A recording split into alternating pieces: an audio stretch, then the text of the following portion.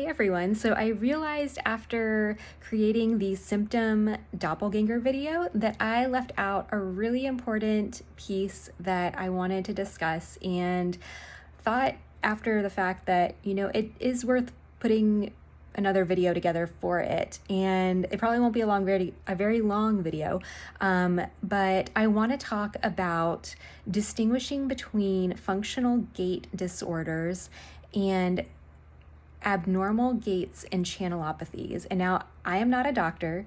I'm not a movement disorder specialist. I am not a neurologist. I am not seeking to answer definitively how to tell the difference between those types of gaits. I want to raise awareness about the possibility of this complicating factor. And I know that this is not going to be the case for a lot of people. I am speaking from my own experience that it has been the case for me, as a lot of diagnostic testing hasn't come back conclusive. And so as a patient, I want to raise awareness about some of the complicating factors and what I am seeing when I go to different specialists. And I think part of that has to do with kind of a siloing effect that I'm seeing across the medical community, which is understandable. And I just kind of want to bring that up here to bring awareness. And also, like, if you find yourself in this position, you're definitely not alone. It's been really confusing, but without further ado, I want to talk about this. I was diagnosed with functional neurological disorder while seeking to rule out or rule in periodic paralysis. Now, I learned about periodic paralysis prior to learning about functional neurological disorder. So bear that in mind. I'm still learning about both. Part of the diagnosis for me for FND was based on a positive genuflective gait. And I described this as like a lunging type gait when I was in the appointment with the physician. And from what I had seen in physical therapy videos after the fact, I was just kind of like looking up online to kind of see if physical therapists saw this kind of gait, to see like I was just trying to figure things out. And so I found that there were a lot of like buckling gaits that looked like mine. And there were also other gaits, like waddling gaits or like steppage gaits, that looked what I think I have experienced in the abnormal gaits that I have experienced when I'm having muscle weakness. And so I did not have functional gait disorders on my radar when viewing those videos, because I didn't know that that was a thing, right? So anyways, after the diagnosis of FND, I looked further into, genuflective gait. Part of my curiosity was like, how do I manage this? How do I like treat it? What are my steps to improvement, management, symptom management? And I went to physical therapy, which, like, in my understanding, strength training doesn't really treat FND. My treatment was strengthening focused, in my understanding.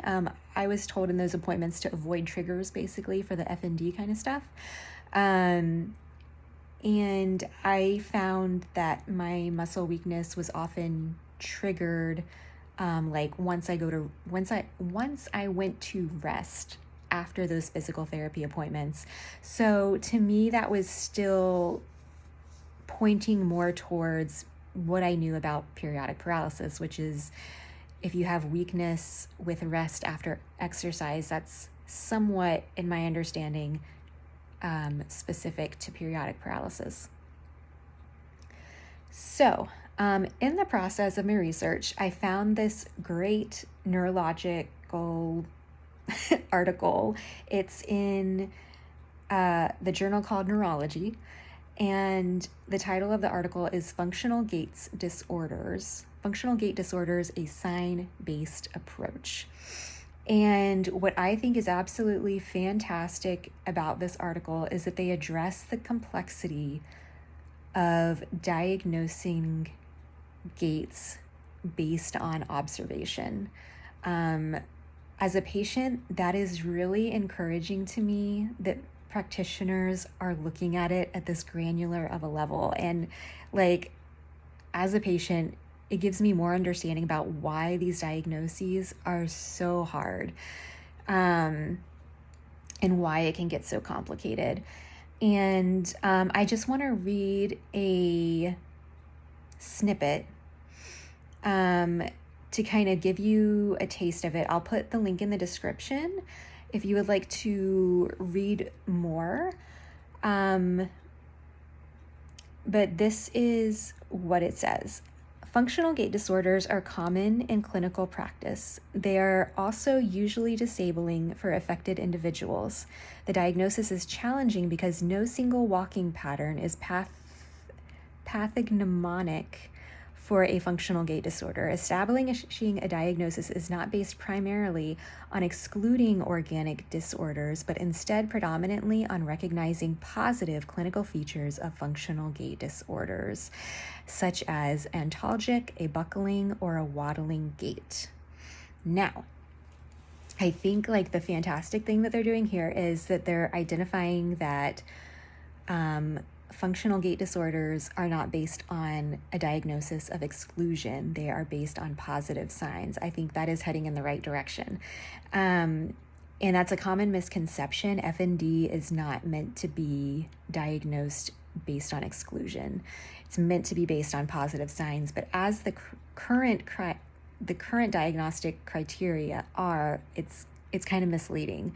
So a couple of these gaits that are listed as positive clinical features of functional gait disorders, the buckling and the waddling gait specifically, are also gaits that I have actually heard come up in support groups for periodic paralysis. And this is coming from people who have been genetically diagnosed with periodic paralysis. And that's not to say that they might not have FND or a functional gait disorder as well. However, I have heard that, like, for example, a waddling gait can be a indication of true, like, organic muscle weakness. So they go on to say, such as antalgic, a buckling, or a waddling gait. However, these features can resemble and overlap with organic gait disorders. It is therefore necessary to also look for inconsistency, which is variations in clinical presentation that cannot be reconciled with an organic lesion, and incongruity, combination of symptoms and signs that is not seen with organic lesions. Yet these features also have potential pitfalls, as inconsistency can occur in patients with dystonic gait or those with freezing of gait. Similarly, patients with dystonia or chorea can present with bizarre gait patterns that may falsely be interpreted as incongruity. A further complicating factor is that functional and organic gait disorders may coexist with the same patient. So, to improve the diagnostic process, in this article they are presenting a sign-based approach supported by videos that incorporates the diverse clinical spectrum of functional gait disorders, and they identify 7 groups of supportive gaits that can signal the presence of a functional gait disorder. I'm not going to read the rest of it. If you would like to, I'll provide the link below. But I thought that this was absolutely fascinating, because I think that based on the material that I've come across for functional neurological disorder, it was read as to me, I interpreted it as very straightforward. Now, this article is saying the opposite, that it is not straightforward. It's very complicated. It can be difficult even for practitioners to identify the difference between a functional gait and an organic gait. And just to clarify for those who are like new to the language, and like, again, I'm not a doctor, but my understanding is that an organic gait an organic abnormal gait is one that is caused by some kind of biological cause. So a functional gait it's a true neurological condition. However, I'll give an example. Maybe this will help. Like an organic cause for muscle weakness that could cause an abnormal gait, for example, low potassium, also low sodium. Those are organic biological reasons that you can have an abnormal gait. According to researchers in this article, they're separating that into a functional versus organic, what do you call that? Binary. And now I have heard that this is not a good binary to communicate from others that specialize in functional neurological disorder, which I think is another like fascinating thing. And it kind of makes it maybe simpler in some ways, maybe more complicated in some ways. I don't know. I don't think I know enough to know. But anyways, I was blown away by this article. And to me, like for somebody who's been diagnosed with functional neurological disorder, it was very validating in the sense of like, my diagnosis could be wrong. And it's not like necessarily like the doctor's not a terrible doctor for not being able to, identify the difference. It's really complex. So, something that I actually did was I reached out to, they had a contact. You could contact one of the authors of this article, and that was provided in the article itself. And so I reached out to him, and this is somebody that's overseas. I won't like state his name, but I came to him with this question of, okay, so this is a fantastic article.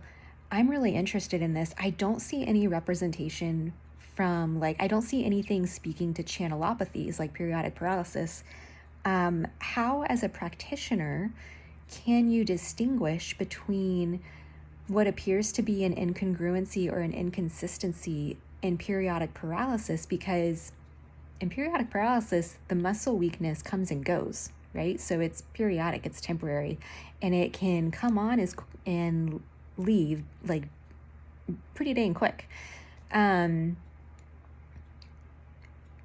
my understanding, you could also have inconsistency in the muscles that are affected in periodic paralysis, especially based on the severity of the attack, which has been my experience. Like my gait will vary based on the severity of the muscle weakness that I'm experiencing. So like, how do you distinguish between that and a functional neurological disorder, right? So those were the questions that I posed to this gentleman, and I was really grateful for his like honest response. And this is somebody that specializes in things like hereditary spastic paraplegia, like has a very like specialized knowledge in my understanding, and like obviously has done a lot of research in the area of functional gait disorders. And he stated to me that he couldn't speak to channelopathies because he doesn't see patients that have channelopathies. And so I was so appreciative of that honesty, but at the same time, as a patient, like that's kind of like, oh, holy crap. Like, well, if these doctors over here that understand these complex, like functional neurological disorder, spastic paraplegias, these like incredibly complex neurological conditions don't understand what channelopathies and periodic paralysis are, and that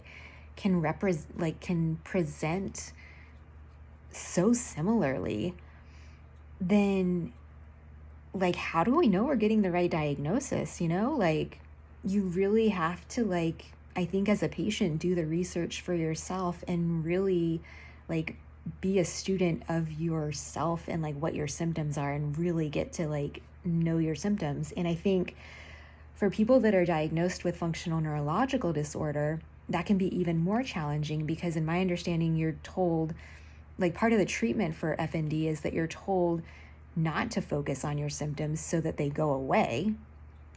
However, with a condition like periodic paralysis, you really need to know, like, you need to figure out your triggers, and that can help you prevent attacks or to lessen attacks. Like if you need to take potassium, or you need to eat carbs if you're hyperkalemic, you know?